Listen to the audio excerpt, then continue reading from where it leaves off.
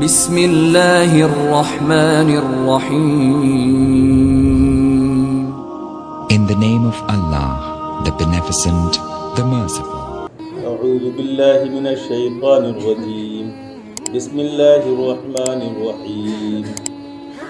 ولا تقربوا مال اليتیم الا بالتي هي احسن حتى يبلغ اشدہ واوفوا بالعہد ان العہد کان مسئولا وأوفوا الكيل إذا كلتم وزنوا بالقسطاس المستقيم ذلك خير وأحسن تأويلا ولا تقف ما ليس لك به علم إن السمع والبصر والفؤاد كل أولئك كان عنه مسؤولا ولا تمش في الأرض مرحا إنك لن تخرق الأرض ولن تبلغ الجبال طولا كل ذلك كان سيئه عند ربك مكروها صدق اللہ العلی العظیم.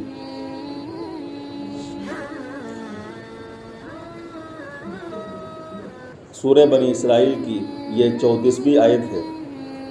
اللہ رب العزت نے اپنے بندوں سے ارشاد فرمایا اور تم لوگ یتیم کے مال کے قریب کر اس طریقے سے جو ان کے حق میں بہتر ہے، یہاں تک کہ یتیم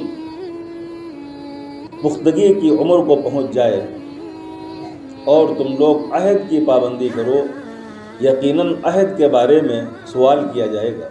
انسان کو اللہ رب العزت نے ایک مکلف اور ذمہ دار مخلوق کی حیثیت سے پیدا فرمایا ہے. اس کے اوپر ذمہ داریاں رکھی ہیں. انسان سے مطلوب یہ ہے کہ جو بھی وہ کام اپنے ذمہ لے اس کو احسن طریقے سے پورا کرے، اور وہی کام ذمہ لے جس کو اچھے انداز سے وہ کر سکے. اللہ کے پیغمبر صلی اللہ علیہ وسلم نے ارشاد فرمایا کلکم راع وکلکم مسئول عن رعیتہ، کہ تم میں سے ہر شخص کسی نہ کسی ادارے کا ذمہ دار ہے اور اپنی ذمہ داریوں کے متعلق اس سے سوال کیا جائے گا. ایک فرد واحد جو جس کا خاندان سے کوئی تعلق نہیں ہے، کسی ادارے سے کوئی تعلق نہیں ہے، تو وہ اپنی ذاتی سرگرمیوں کے سلسلے میں ذمہ دار ہے. جو صلاحیتیں اللہ رب العزت نے اس کو دی ہیں، دماغ کو سوچنے کی صلاحیت دی ہے، آنکھوں کو دیکھنے کی، زبان کو بولنے کی، ہاتھ اور پیر کو مختلف حرکات انجام دینے کی، تو جو بھی مشینری انسان کی ہے، جو قوا اس کے ہیں، ان سب کے بارے میں اللہ رب العزت سوال فرمائے. ایک آدمی خاندان کا ذمہ دار ہے تو خاندان کی ذمہ داریوں کے متعلق اس سے سوال ہوگا. جو شخص قومی اداروں کا ذمہ دار ہے، سماجی اداروں کا، ان سے ان کے متعلق وہاں سوال ہوگا. انسان ایک ذمہ دار مخلوق ہے. عہد الست کہ جب اللہ رب العزت نے انسان کو زمین پر اتارا نہیں تھا، حضرت آدم علیہ السلام کی قیامت تک آنے والی جو نسل تھی سب کو اکٹھا کیا اور ان کے سامنے ارشاد فرمایا الست بربکم، کیا میں تمہارا رب نہیں ہوں؟ قالوا بلی. قرآن کہتا ہے کہ سب نے اس بات کا اعتراف کیا، کیوں نہیں، آپ ہمارے رب ہیں. تو اس کا نام عہد الست، کہ جب زمین پر انسان نہیں آیا تھا اسی وقت انسان نے اپنے پروردگار کے سامنے عہد کیا تھا کہ اے پروردگار آپ ہمارے رب ہیں. اس کا مطلب ہے کہ اگر زمین پر آپ ہمیں بھیجیں گے تو ہم آپ سے جڑ کر کے زندگی گزاریں گے اور آپ کے منشا کے مطابق اپنے آپ کو رکھیں گے. تو انسان کے اوپر ایک ذمہ داری تو جو سب سے بڑی ذمہ داری ہے وہ اس کی تخلیق کی ہے کہ اللہ رب العزت نے زمین پر بھیجنے سے پہلے ہی اس سے ایک عہد لیا، ایک وعدہ لیا، ایک ذمہ داری اس کو دی اور اس نے اس کو قبول کیا.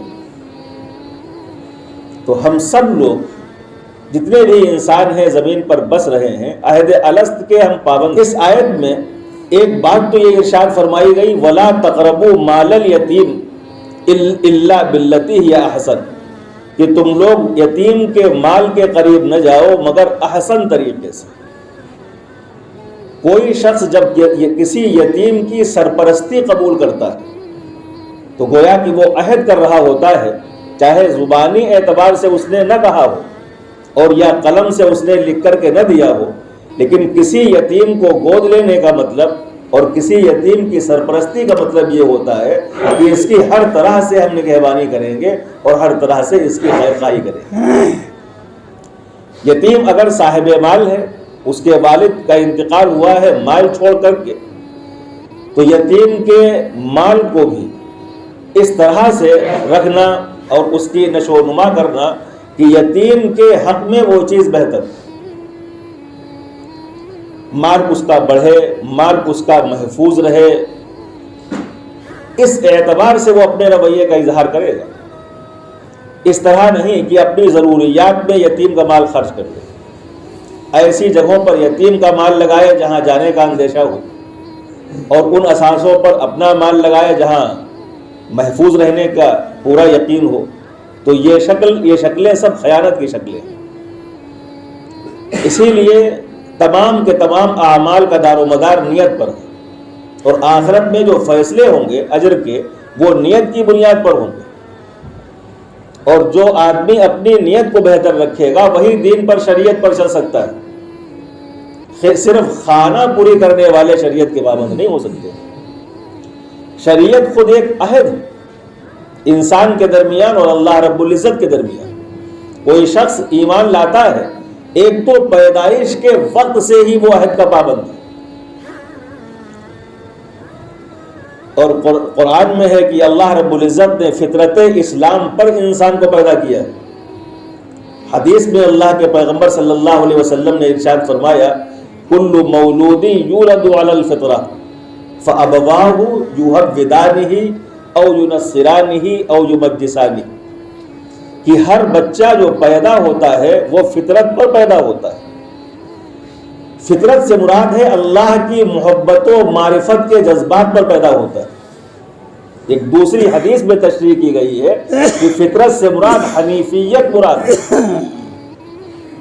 خدائی ذہن لے کر کے وہ پیدا ہوتا ہے، خدا کی بندگی کا ذہن لے کر کے وہ پیدا ہوتا ہے۔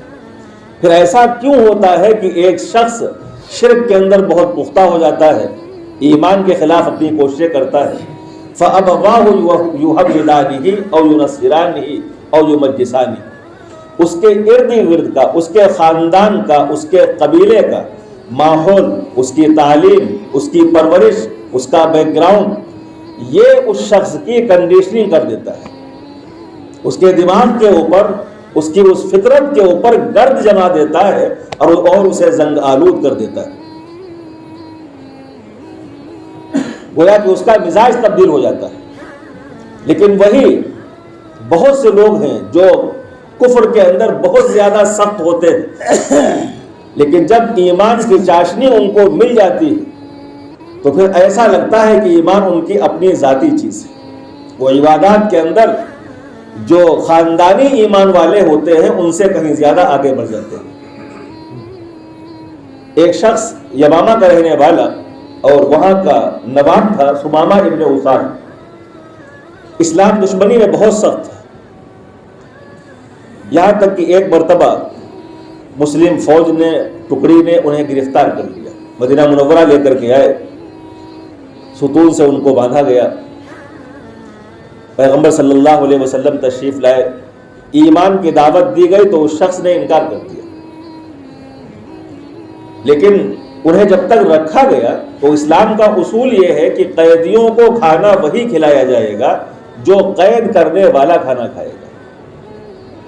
اس وقت جیلوں کا معاملہ نہیں تھا، قیدیوں کو کسی کے حوالے کر دیا جاتا تھا، اگر زیادہ قیدی ہیں تو چند لوگوں کے درمیان تقسیم کر دیے گئے، تو ان کی ذمہ داری یہ تھی کہ جس معیار کا کھانا وہ خود کھائیں گے اسی معیار کا کھانا انہیں کھلائیں گے، ان کے ساتھ اچھے سے بات چیت کرنا۔ ثمامہ بن اسال نے بہرحال یہاں سے جاتے جاتے پیغمبر صلی اللہ علیہ وسلم نے ان کو رہا کر دیا، کہا ٹھیک ہے تم جاؤ۔ جاتے جاتے ایمان قبول نہیں کیا، کہا کہ ہم ایمان قبول نہیں کریں گا، ٹھیک ہے تم چلے جاؤ. لیکن مدینہ سے باہر جانے کے بعد میں پھر وہ شخص واپس آتا ہے، اور اس کے بعد پیغمبر صلی اللہ علیہ وسلم صاحب نے کہا کہ ایمان ہم نے اس لیے قبول نہیں کیا تھا کہ میں قید میں تھا. ایسا محسوس ہوتا کہ گویا کہ ہم نے مجبوراً ایمان قبول کیا. میں خوشی کے ساتھ ایمان قبول کرتا ہوں، اور اے اللہ کے پیغمبر، آج سے پہلے مدینہ کی سرزمین سے زیادہ کوئی نفرت والی زمین ہماری نگاہ میں نہیں تھی، اور آپ سے زیادہ کوئی شخصیت قابل نفرت نہیں تھی، لیکن اے پروردگار حالات بالکل بدل گئے. اب آپ سے زیادہ محبوب کوئی دنیا کے اندر نہیں رہا، اور مدینہ سے زیادہ قابل محبت کوئی جگہ ہمارے لیے نہیں رہی. چنانچہ اس کے بعد پوری زندگی انہوں نے اسلام کے لیے لگائی. سیدنا عمر بن خطاب رضی اللہ تعالیٰ عنہ، ان کی فطرت پر بھی گرد جم گئی تھی، لیکن قرآن کی آیات سن کر کے جب وہ گرد ہٹی تو پھر پیغمبر صلی اللہ علیہ وسلم نے ارشاد فرمایا کہ عمر جس راستے سے نکل جاتے ہیں شیطان وہ راستہ چھوڑ دیتا ہے، اور جو آیات اترنی ہوتی تھی، احکام اترنے ہوتے تھے، اس کا عکس ان کے دل پر پڑ جایا کرتا تھا. تو ہر شخص کی فطرت جو اللہ رب العزت نے بنائی ہے وہ اسلام کی فطرت ہے، وہ توحید کی فطرت ہے. رشیا میں جب کمیونزم کا غلبہ ہوا اور اسلام کو بالکل بظاہر وہاں سے مٹا دیا گیا، تقریباً 60-70 سال کے بعد ایک پائلٹ جب جہاز چلا رہا تھا، لیکن جب اسے اندازہ ہوا کہ جہاز ہمارا کریش ہو جائے گا، تو اس کی زبان سے جو الفاظ نکلے وہ اللہ کی محبت کے الفاظ تھے کہ خدا مجھے بچا. حالانکہ خدا کے تصور کو کھرچ کر وہاں سے پھینک دیا گیا تھا. تو اس سے معلوم ہوا کہ خدا کا تصور انسان کی فطرت کے اندر ہے. یہ الگ بات ہے کہ فائلیں جب دب جاتی ہیں تو نکلتی مشکل سے. تو ماحول کا جو معاملہ ہے، ارد گرد کا جو معاملہ ہے، خاندانی تربیت کا معاملہ ہے، وہ انسان کی کنڈیشننگ کر دیتا ہے. اور وہی جب اس کی ڈی کنڈیشننگ ہو جاتی ہے، جب گرد وہ ہٹ جاتی ہے اور جو زنگ ہے صاف ہو جاتی ہے، تو اصل چیز نکھر کر سامنے آ جائے کرتی ہے. بہت سی مچھلیاں جو جھیلیں ہوتی ہیں ان کے باہر پڑی رہتی ہیں، ایسا لگتا ہے کہ مٹی پڑی ہوئی ہے. بہت سے لوگوں بہت سے واقعات ہیں، اور اس کے بعد اس کے اوپر بیٹھ کر کے آگ جلائی گئی تو انہوں نے حرکت کرنا شروع کر دی. تو کسی بھی چیز کے اوپر تہہ جم جاتی ہے. ماحول بس یہی معاملہ ہے کہ بہت سارے لوگ شرک کے اندر اور کفر کے اندر جیسے ماحول میں پیدا ہوتے ہیں اسی کے اندر پختہ ہوتے چلے جاتے ہیں. وَلَا تَقْرَبُوا مَالَ الْيَتِيمِ إِلَّا بِالَّتِي هِيَ أَحْسَنُ حَتَّى يَبْلُغَ أَشُدَّهُ وَأَوْفُوا بِالْعَهْدِ إِنَّ الْعَهْدَ كَانَ مَسْئُولًا.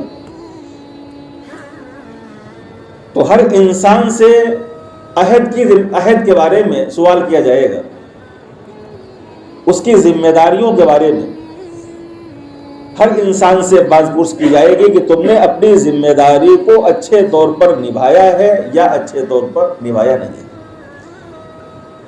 وہ ذمہ داری اس نے زبان سے لی ہو، بول کر کے، یا تحریر کے ذریعے سے لی ہو، یا عملی طور پر اس نے وہ ذمہ داری حاصل کی ہو، کسی فرد کی ذمہ داری ہو، سماج کی ذمہ داری ہو، یا کسی ادارے کی ذمہ داری. اگر کسی مدرس نے کسی ادارے کے اندر ملازمت اختیار کی ہے کہ میں فلاں سبجیکٹ پڑھاؤں گا، اب اگر وہ شخص اس میں پرفیکٹ نہیں ہے تو اس سے سوال کیا جائے گا کہ جب تم اس کے اہل نہیں تھے تم نے ذمہ داری قبول کیوں کی ہے. آج کل معاملہ یہ ہے کہ ہر شخص ہر میدان میں اب ہاتھ ڈال دیتا ہے کہ کچھ نہیں مل رہا تو یہ کام شروع کر دیا. بہت سے لوگ ہیں حکمت شروع کر دیتے ہیں بغیر اس کے پڑھے ہوئے یا بغیر ماہرین سے سیکھے ہوئے اور ان کے بھروسے سے. علامہ ابن قیم رحمۃ اللہ علیہ نے لکھا ہے کہ ایسے حکماء مجرم ہیں جن لوگوں کو طبیعت کے بارے میں پتہ نہ ہو، جن کو اخلاق کا علم نہ ہو، جن کو علاج کے اوپر بھروسہ نہ ہو، صرف اپنی معیشت کو ٹھیک کرنے کے لیے جو علاج کرتے ہیں، ایسے لوگ مجرمین ہیں. علامہ ابن قیم رحمۃ اللہ علیہ فرماتے ہیں یہی معاملہ کسی بھی کام کے کرنے کا ہے. کوئی آدمی اسکول چلا رہا ہے، مدرسہ کوئی آدمی کھول رہا ہے، اگر اس کی نزاکتوں کا اس کو علم نہیں ہے کہ مدرسین کو کس طرح سے ہمیں ڈیل کرنا ہے شریعت کے مطابق، جو آمد و خرچ ہے اس کا حساب کس طرح سے رکھنا ہے، جو بچے ہمارے یہاں رہیں گے ان کی تربیت کے اصول کیا ہوں گے، اور ہم اس کو نبھا پائیں گے یا نہیں نبھا پائیں گے۔ ان العہد کان مسئولا، آخرت میں اس کے بارے میں سوال ہوگا کہ تم نے لوگوں کی زندگیاں کیوں خراب کی تھی، جب اہلیت تمہارے اندر نہیں تھی تو تم نے وہ کام کیوں کیا تھا۔ بغیر اہلیت کے کام کرنا دنیا کے اندر بھی ذلت کی بات ہے۔ اللہ کے پیغمبر صلی اللہ علیہ وسلم ارشاد فرماتے ہیں کہ لا ينبغي للمؤمن ان يضل نفسه، کسی مومن کی یہ شان نہیں ہے کہ اپنے آپ کو وہ ذلیل کرے۔ صحابہ نے پوچھا اے اللہ کے رسول، کوئی شخص اپنے آپ خود کو ذلیل کیسے کرے گا؟ آپ نے ارشاد فرمایا ان يتعرض للبلاء ما لا يطيق، کہ ایسی ذمہ داریاں اپنے سر لے جن کے نبھانے کا گر وہ نہیں جانتا ہے۔ تو وہ کام کرنا چاہیے جو آدمی کام کر سکتا ہے۔ اگر یتیم کو اپنے بچے کی طرح وہ پال سکتا ہے اور اس کے مال کو جائز طریقے کے مطابق استعمال کر سکتا ہے جو اس کا حق ہے، تو ٹھیک ہے، اس کی سرپرستی وہ قبول کرے، اور اگر ایسا نہیں ہے تو سرپرستی قبول نہیں کرنی چاہیے، معذرت کر دینی چاہیے۔ پیغمبر صلی اللہ علیہ وسلم کے زمانے میں یتیموں کی سرپرستی کے باقاعدہ ادارے وجود میں نہیں ہیں۔ کسی کے بھائی کا انتقال ہو گیا تو اس کی سرپرستی اس نے قبول کر لی، کسی کے یہاں کوئی اور خاندان میں یا رشتہ داروں میں انتقال ہو گیا تو اس کی سرپرستی قبول کر لی، تو اس اعتبار سے بھی یہ حکم ہے۔ اور اس کے بعد جب حکومت مستحکم ہوئی تو باقاعدہ اس کا یتیموں کا دارالیتامہ کا ادارہ قائم کیا گیا اسلامی مملکت میں۔ اور وہ ممالک جہاں اسلامی مملکت نہیں ہے لیکن قانون ہے، گورنمنٹ ہے، وہاں بھی یتیموں کے ادارے ہیں۔ بہرحال کوئی بھی ادارہ ہو، یتیموں کا ہو یا غیر یتیم کا ہو، کوئی ذمہ داری آدمی اسی وقت اٹھائے۔ بہت سے لوگ اس وقت سیاست میں جو لوگ جاتے ہیں، جب ان سے کوئی بات کی جاتی ہے تو فوراً حضرت عمر کا حوالہ دیتے ہیں کہ سیاست تو اہل علم کو کرنا چاہیے، اور سیدنا عمر بن خطاب رضی اللہ تعالی عنہ نے سیاست کی ہے، صدیق اکبر نے کی ہے، حضرت علی کرم اللہ وجہہ نے کی ہے، یہ تو سنت ہے، اور اچھے لوگ نہیں کریں گے تو ظاہر ہے کہ پھر خراب لوگ اس کو کریں گے، یہ تو اچھی بات ہے۔ حقیقی بات یہ ہے کہ سیاست بھی شریعت کا ایک جز ہے، لیکن اصول کے مطابق کرنا چاہیے۔ ایسا نہیں کہ ابھی تو نماز پانچوں وقت پابندی کے ساتھ تکبیر اولیٰ کے ساتھ پڑھ رہے ہیں، اور جب سیاست میں داخل ہوئے تو پھر پبلک کو اپنی طرف متوجہ کرنے کے لیے شراب ان کے اندر تقسیم کرنے لگے۔ ایسی سیاست مطلوب نہیں ہے۔ صحابہ کرام نے سیاست کی ہے لیکن ان کی سیاست بالکل پاک تھی، صاف تھی اور ستھری تھی۔ ان کی سیاست دین کے پھیلنے کا باعث تھی، اور ہماری سیاست اگر دین میں رکاوٹ کا باعث بن جائے کہ دوسرے لوگ جو اسی سطح کے ہیں اگر وہ یہ کہنے لگے کہ ہم میں اور ایک ایمان والے میں کیا فرق ہے، ووٹ خریدنے کے لیے شراب ہم بانٹتے ہیں، وہ تقسیم کرتے ہیں، اس کے بعد جب پیسہ آ جاتا ہے ایسے ہی فراڈ کے ساتھ ہم جیتتے ہیں اور وہ جیتتے ہیں، ایسے ہی جب پیسہ آ جاتا ہے تو حرام ہم کھاتے ہیں، یہ لوگ کھاتے ہیں، تو فرق پھر کیا رہا؟ تو ان العہد کان مسئولا، جو آدمی جس حیثیت سے بھی کوئی ذمہ داری قبول کر رہا ہے اور کسی بھی ادارے کے اندر داخل ہو رہا ہے، اس کو امانت کے ساتھ اور دیانت کے ساتھ نبھانا چاہیے، اس نبھانا فرض ہے۔ ولا تقربوا مال الیتیم، اور تم لوگ یتیم کے مال کے قریب نہ جاؤ، الا باللتی ہی احسن، مگر اس طریقے سے جو اس کے حق میں بہتر ہے، یہاں تک کہ وہ اپنی پختگی کی عمر کو پہنچ جائے، جب وہ بچہ بالغ ہو جائے تو اس کا مال اس کے حوالے کر دو۔ وَأَوْفُوا بِالْعَهْدِ، اور جو بھی عہد کرو اس عہد کو پورا کرو، وہ چاہے زبانی عہد ہو اور چاہے تحریری عہد ہو۔ پیغمبر صلی اللہ علیہ وسلم نے بہت اعلیٰ مثال پیش فرمائی ہے عہد کے پورا کرنے کی۔ ایک شخص نبی کریم صلی اللہ علیہ وسلم کے گھر آپ کے بارے میں معلوم کرنے کے لیے گیا کہ نبی صلی اللہ علیہ وسلم کہاں ہیں، تو گھر سے معلوم ہوا کہ 2 روز پہلے وہ بازار میں گئے تھے، ابھی واپس نہیں آئے۔ اس کو احساس ہوا، اس لیے کہ وہی شخص بازار میں لے کر کے گیا تھا۔ وہ فوراً دوڑتا ہوا نبی صلی اللہ علیہ وسلم کے پاس گیا، معذرت کی۔ اس نے پیغمبر صلی اللہ علیہ وسلم سے یہ کہا تھا کہ آپ انتظار کیجئے، میں ابھی آ رہا ہوں۔ اس کا انتظار کیا ہے نبی صلی اللہ علیہ وسلم نے 2 دن تک۔ حدیبیہ کی صلح ہوئی، حدیبیہ کی جو صلح ہوئی ہے، پیغمبر صلی اللہ علیہ وسلم کو 2 جنگوں کا سامنا تھا۔ ایک مکہ مکرمہ کے قریش سے، ان سے جنگ مستقل چل رہی تھی، اور دوسرے رومی اپنا لشکر تیار کر رہے تھے اسلام کو صفحہ ہستی سے مٹانے کی۔ یہ 2 طرفہ جنگ تھی۔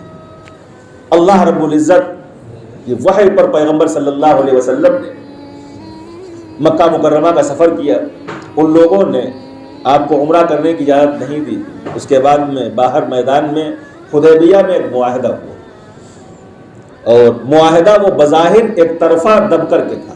تمام شرائط قریش کی تھی، آپ کی کوئی شرط نہیں تھی، آپ نے ہر شرط کو منظور کیا تھا۔ ان میں سے ایک شرط یہ تھی کہ کوئی مکہ کا رہنے والا اگر مسلمان ہو کر کے مدینہ جائے گا تو اسے آپ کو واپس کرنا پڑے گا۔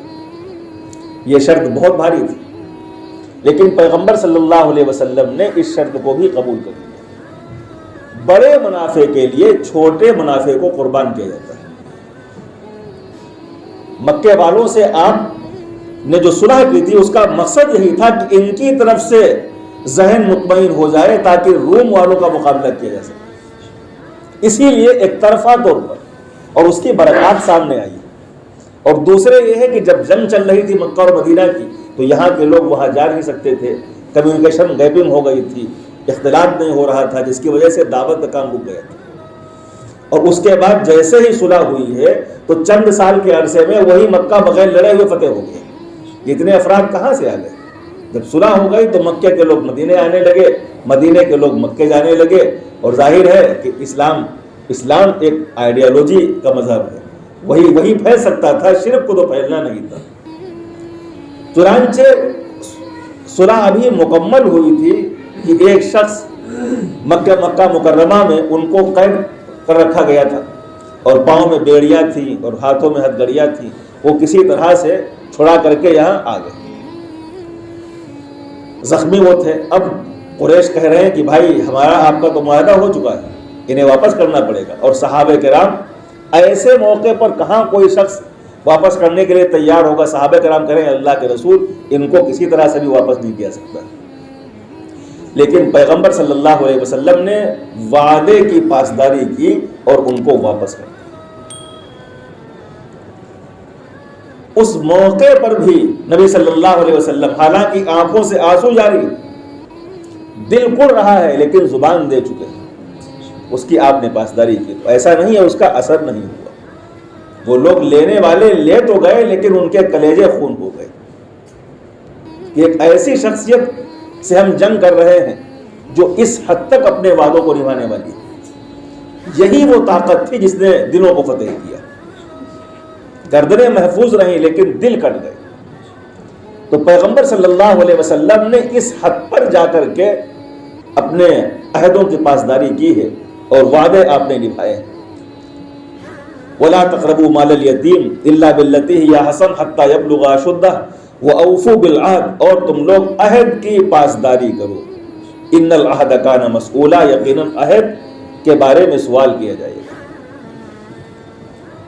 کوئی آدمی، ابھی ہم لوگ یہیں خانقاہ میں آئے ہوئے ہیں اپنی اصلاح کے لیے، اپنی تربیت کے لیے، جب نام یہاں لکھا لیا تو اب یہاں کے اصولوں کی پابندی کرنا ہماری ذمہ داری ہے۔ وہ اصول ہماری طبیعت کے چاہے اتنا خلاف۔ یہ تو ممکن ہے کہ ہم یہاں نہ آتے، اپنا اعتکاف گھر پہ ہم کرتے، جو چاہے ہم کرتے، لیکن کسی ادارے میں جب ہم داخل ہو گئے ہیں تو داخل ہونے کا مطلب یہ ہے کہ ہم نے اس قانون کو مان لیا ہے، اب اس کی پابندی کرنا ہماری ذمہ داری ہے۔ ہم انڈیا میں رہ رہے ہیں تو انڈیا کے جو قوانین ہیں ان کی پابندی کرنا ہماری ذمہ داری ہے، جب تک وہ شریعت سے ٹکرائیں گے نہیں۔ وہ چاہے روڈ کے اوپر بائیں چلنے کا معاملہ ہو، چاہے جام کے نہ لگانے کا معاملہ ہو، روڈوں پر جلسہ نہ کرنے کا، جلوس نہ نکالنے کا معاملہ ہو، چاہے اپنے مکانات کو تعمیر کرنے کا معاملہ ہو کہ اپنے چھجے ہم باہر نہ نکالیں، اپنے چبوترے ہم روڈ کے اوپر نہ بنائیں. جو بھی قوانین چھوٹے سے لے کر بڑے تک جب تک وہ شریعت سے نہیں ٹکراتے ہیں ان کی پابندی کرنا ہماری ذمہ داری ہے. ان العہد کان مسئولا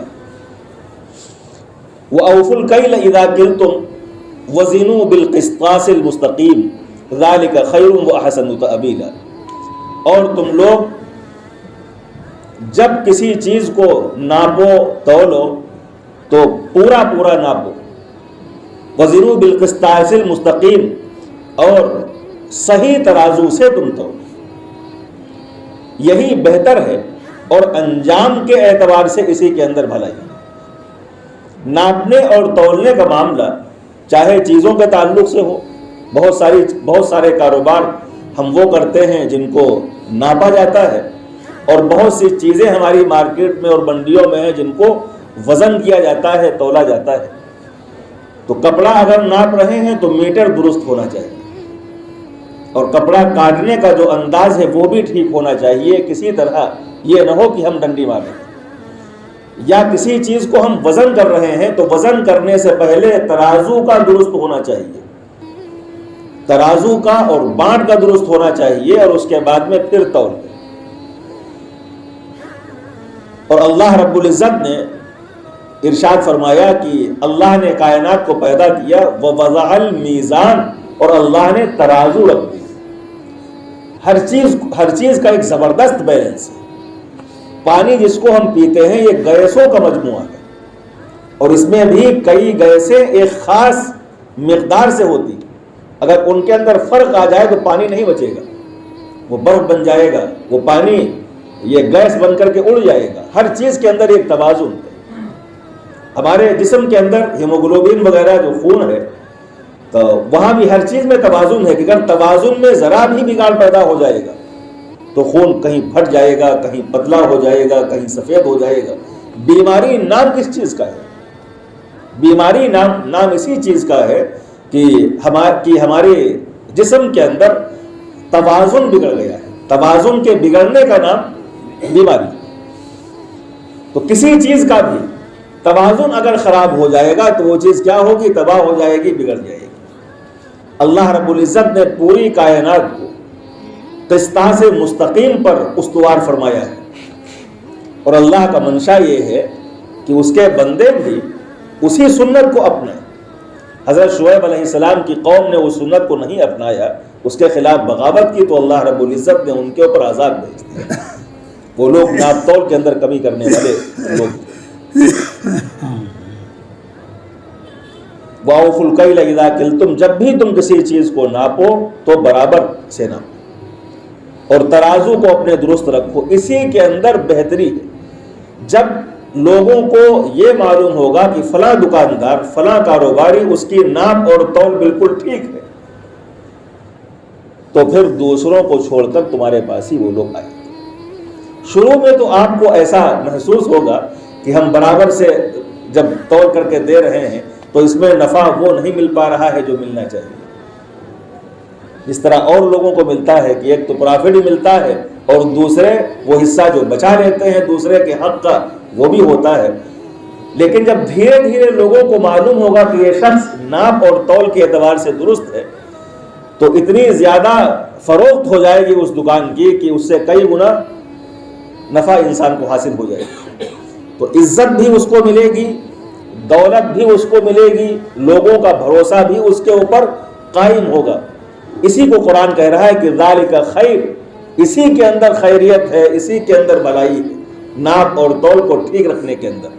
وہ احسن تعبیرا, اور جب دنیا کے اندر اللہ رب العزت کے حکموں کی پاسداری کریں گے, ناپ تول کو درست رکھیں گے, تو آخرت میں اللہ رب العزت التاجر الصدوق فی الجنہ, التاجر الصدوق تحت ظل العرش یوم لا ظل الا ظلہ, کہ حشر کے میدان میں جب کہیں کوئی سایہ نہیں ہوگا, نفسی کا معاملہ ہوگا, تو وہ تاجر جن کی ناپ تول درست تھی, جنہوں نے اپنے ترازو کو ٹھیک کر رکھا تھا, ایسے لوگوں کو اللہ رب العزت اپنے عرش کا سایہ نصیب فرمائے گا.